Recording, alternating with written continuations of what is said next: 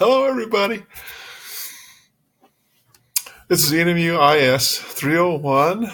We're on the section about electronic commerce and enterprise systems. We're going to take a step back. I find this always useful to do.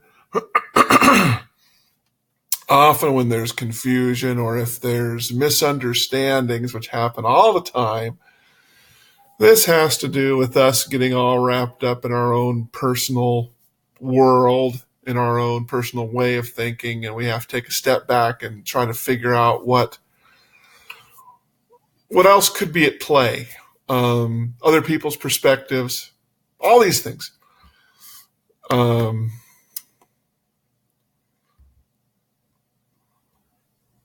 There's a lot going on about the Equifax breach. There's been other breaches in the past. TJ Maxx. That's a really old one, but still just as relevant as any for kind of being parties to a transaction. This gets a little murky in these days. Here, let me cut down the glare a little bit. Sorry. So it's not so bad. All right. In the days of big data, says I know that you said, wait, we're not in the big data chapter anymore. Man, all this stuff is interconnected, and we're going to be talking about it all the time. So I hope you don't get weird about I'm getting outside of the little box. I do that because it's true. If you put stuff in little boxes, you don't see. That's the whole point of stepping back. You go, oh wait, what's our biggest problem here? Everybody gets upset when they get their personal data stolen. The funny thing is, most of that data that you consider personal, really, it's kind of murky as to say, does it belong to you? And you go, I'm not sure. Take Equifax, for instance. That's mostly a data aggregator. Probably one of the bigger big data organizations. You have to understand something about big data. And this should have, hopefully it was obvious. If it's not, the whole thing is to suck in just as much information as you possibly can, not even knowing ahead of time whether it's going to be useful to you. And so it's a whole different aspect. A little later on, we'll talk a little bit about ERP systems, which are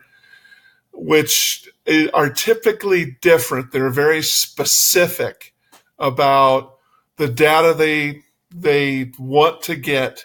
It's usually data collected only toward a certain goal. Comes from the old days when resources were somewhat scarce, when storage was expensive. So you wanted to be very particular. Relational databases also come from this time. So you'll see the same kind of aspect to them, that it's all about, boy, you just want to get exactly what you want to get. You want to get this information brought in, you want to store it, you might want to process it a little bit, and then at some wonderful time you want to send it out. Kind of like tax time. You don't want to, a person doesn't want to spend a lot of time collecting all this information about all the transactions they've always done with all kinds of stores and businesses, because they're not going to need that information to give to the IRS particularly. So we only collect certain things. And that's good from a privacy standpoint, because you don't really want to share tons and tons and tons and tons and tons of data with people. You just don't want to do it. But yeah, if this information is collected, people get weird because they go, well, my shopping habits have been collected by stores. How dare they use that? I didn't authorize that. And you go, you didn't have to. You were out there, you were acting, they watched, they collected. That's now, it says, is it really your data or is it their data? You didn't offer it to them. They surmised it themselves. So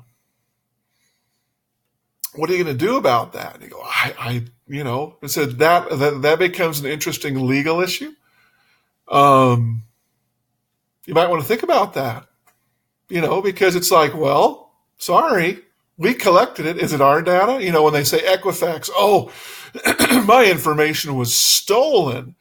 And you go, well, number one, was it your information? Or was it information in general? And people say you stole my social security number, and you go, how come you think that's yours? Who issued that in the first place? Was it you? Did you make up that number? Did you do all that? You go, no, the government did. Everybody says, man, don't hand out your social security number, but that's just silly, because everybody asks for it. And if you don't give it, well, you don't get certain things. It's like, if you don't give your social security number, you won't be entitled to this benefit. You won't be able to do this. You won't be able to do that. And you go, does that really constitute? Does that constitute ownership? So, wow. Notice that I didn't say anything about what's going on up here. Make sure you read the stuff, as always. We really can curtail a lot of business that we actually want by making all kinds of weird requirements on a business. If you have your own business and you're starting your own small business, almost immediately you start saying, oh my gosh, is this really a good idea? Look at all this stuff they require me to do.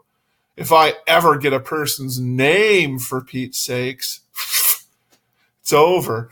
And that's why it's so good to have a lot of your commerce handled by an outside resource. Me, I'm a PayPal guy just because I'm old, and that was the first one, and they're established. And they handle all that stuff. I don't really need to know anything about these people. PayPal tells me where things need to be shipped to.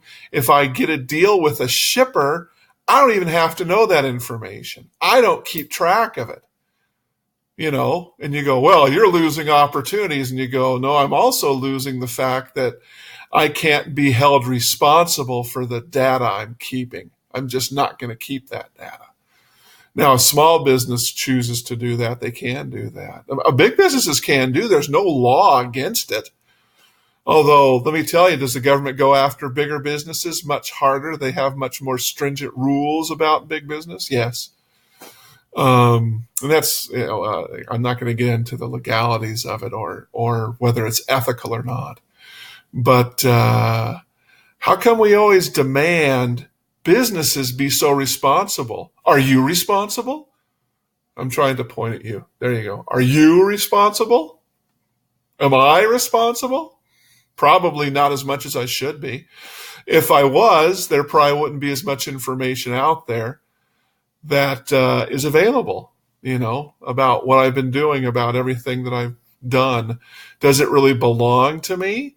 Or does it belong to somebody else that went through all the effort of collecting that data? That's an interesting question. I tend to side more toward, hey, if this company spent time and effort collecting this information, and if I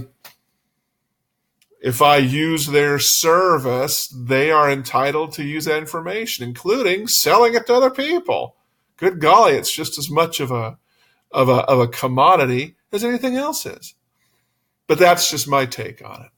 Trust me, the government thinks differently about it, and business is seriously curtailed by all this. I'm more of an anonymous guy, and the more I can keep my business anonymous, the happier I am. So